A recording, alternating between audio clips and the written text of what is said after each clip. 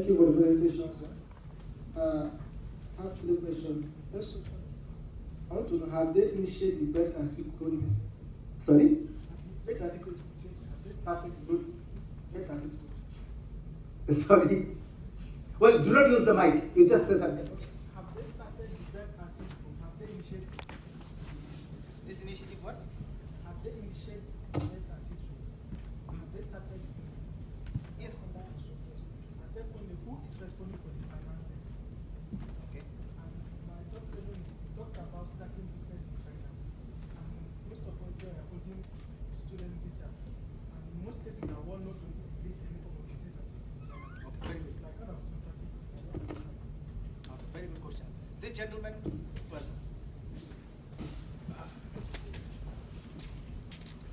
This gentleman has raised three questions. The first question is that the Belt and Road Initiative is commenced yet or not?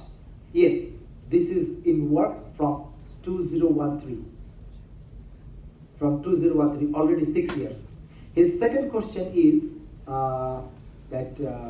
who is financing these projects? For the financing of these projects, the Chinese government, well, this is a very good question. The financing of these projects are done by policy banks. Policy banks. The banks you see around your campus are commercial banks, like ICBC, Bank of China, they're commercial banks. In China, they have some policy banks as well. These policy banks are known as Export-Import Bank of China, Exim Bank of China, China Development Bank. So they are the policy banks. These policy banks are supporting the projects of this Belt and Road Initiative. And at the beginning, I told you that I work as a consultant with the National Development and Reform Commission. This commission has their own fund. And from this fund, they also finance some projects. For example, for Africa, they have Sino-African Development Fund. Sino-African Development Fund. Many of your scholarship is coming through this fund. So these are the primary resources of the fund. And his third question was, how can I stay in China or do some business while I'm on the student visa? So this is actually a contradictory policy in this sense, but well, my answer to you is, now you are on a student visa, right? But you are going to graduate someday, is not it? You will pass someday. So when you are done with your study, you are still allowed to stay in China, but at that time, you are not under the student visa. And as I told you that they have the pilot free trade zone. The Free Trade Zone Authority has authoritative power once you finish your study to engage you with some other suitable visas, which can be business visa or job visa. Okay? But now you are not allowed to do business, but you are open to study opportunities. And you know, those smart people, they take this time because opportunities are never keep empty. We have challenges everywhere. So now, do not think that, oh, I do not have job visa, I do not have business visa, I am on a student visa. Yes, you are on a student visa. But from now, you can start planning your future so that you won't be very late. Think about the condition. When you're done with your study and you're still thinking slowly, man lie. This man lie actually kills people. Because life is not man. Life is face and quiet. Right? Anyone else? Okay. After the gentle lady. Oh, sorry.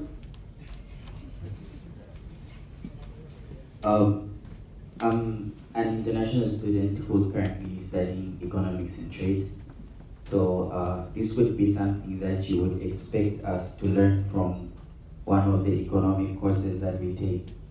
But I learned about the BRI through an English course, which is academic English. But what I wanted to know is, what is it exactly that you were studying that made your school recognize you as someone who can turn to be a consultant in this area of research? Because through all 3 years of my study, we haven't learned about the BRI from any other economic courses. So I just wanted to know, what was it exactly that you were studying? And how did you find yourself in this area of research? Okay. Very tough question. And this is also something related to this gentleman's question.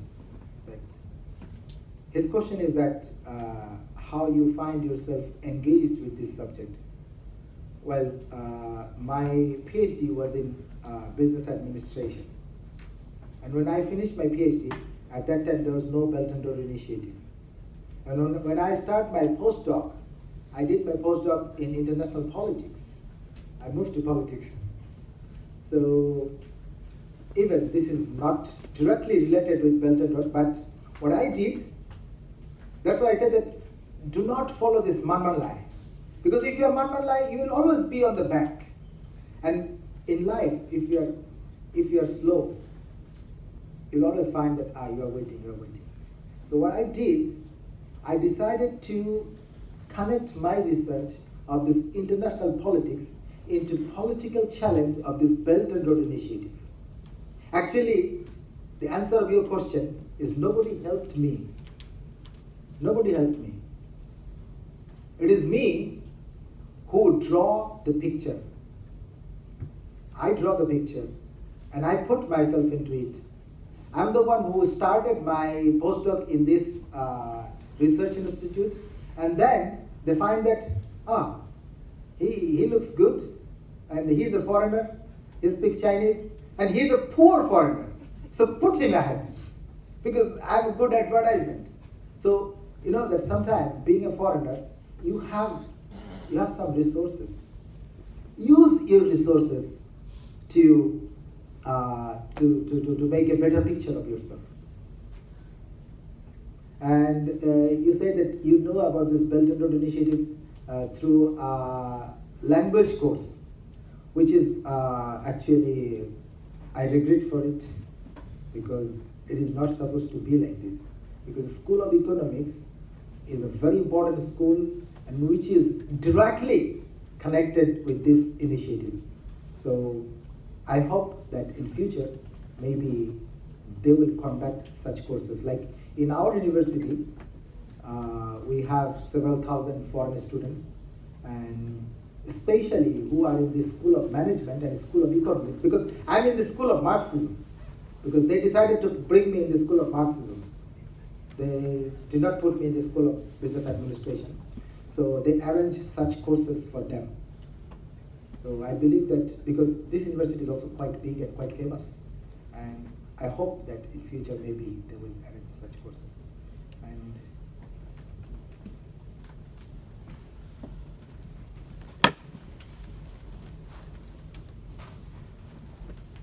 my name is Suleiman.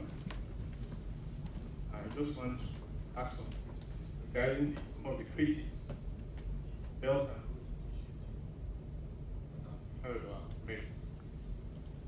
One of the studying said the Chinese government has lifted about a certain million numbers out of poverty. But in real sense, what they said is actually change definition of what poverty means.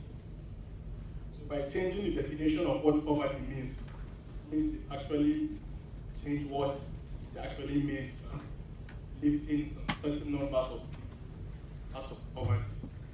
So I don't know if you can expand more on that. okay. And another is regarding the Chinese investment in the country. They finance the project, same time, they use their resources, their expertise, their experts to build this project, let me see. So, you know, like, I'm a civil engineer, and I know what it means for an investment to come to a particular place. Open market, brings about job opportunities and everything. But if you bring your money and you're still using your own resources and your own manpower to build this thing, then the kind of development that is supposed to be accrued to that particular place will be limited. And my last one is just regarding business opportunity. You are saying, how do we get in contact with some of this? Because actually, some of us are actually interested in business, but maybe we've not seen the platform or the chance or the good knowledge on how to go about getting some of it. Thank you very much. Okay. Let me answer you one by one. His first question is that the poverty alleviation, is it true or they just change the definition? This is something directly related to my research, and I have various journals on it. Yes, they change the definition, but they change it in a better way. Before, the poor people here has been decided by if the daily earning is below $1.9. Now you think this daily earning of $1.9 in Japan and the daily earning of $1.9 in Changsha, is there a significant difference between it? What are the things you can buy in Tokyo by $1.9 and what are the things you can buy in Changsha by $1.9? There's a difference. You can buy many things in Changsha by $1.9 compared to the things you buy in Tokyo. This water, I decided not to open, is equally cheap. But this one is a bit more. In Tokyo, there is literally nothing you can buy one-on-one. So now, when you make a definition of poverty, this definition actually does not work. I was grown up in an environment where we used to taught Africa is a dark continent. People are poor there. And which used to, because most of the Bangladeshis are a bit whiter than me. So in Bangladesh, when I was in my school, as I'm big, I'm dark, so people used to make a question mark on my ancestors. That this guy is. So I don't know that from my childhood, I find that I have a bond between the African guys and me. And then when I told you that I had very good friends, some of very good friends who are from Africa. So I always had this mindset that why Africa is poor. And till now, I do not understand why Africa is poor. When I was in Mozambique, I was found that the people are going to Namibia. So I said, okay, let's go to Namibia. And they said that, you know, in Namibia you see the people who are not wearing any clothes. Huh? They don't wear anything? I said, no, nobody wears anything. So I said, okay, let's go and see. So when I took a plane to Maputo, to Windhoek, and then we visit those tribal peoples who are known as Himba, the Himba tribe. And I find that, no, this is not true. They wear clothes, and these clothes are somehow better than the synthetic Calvin Klein. So what is the definition of poverty? Am I poor wearing a Calvin Klein, or are they poor wearing nothing? This is made of synthetic. Look at it. This is synthetic. This is even not cotton. And I really do not know what is inside it. They say this is feather. Well, I believe this is feather, but I can see this is synthetic. But when I was with these himbas, they're not nude at all. They rub some marks on the skin. And I find a Japanese cosmetic company has their research and development center right in the middle of the place where they're living. And I was not there to see the nude ladies. I wanted to see that why the Japanese are there. And I find that the Japanese cosmetic company find that mud as a facial scrub. Go to the website of Avon, A-V-O-N. They have their R&D center located in Namibia, where the research on those marks, those ladies, they put on their skin, which is one of the best moisturizer. So now you tell me, who is poor? The Namibians or me? So the condition or the criteria of calculating poor somehow has a big question mark in it. But it does not necessarily puts a question mark on the Chinese achievement. Look at this slide.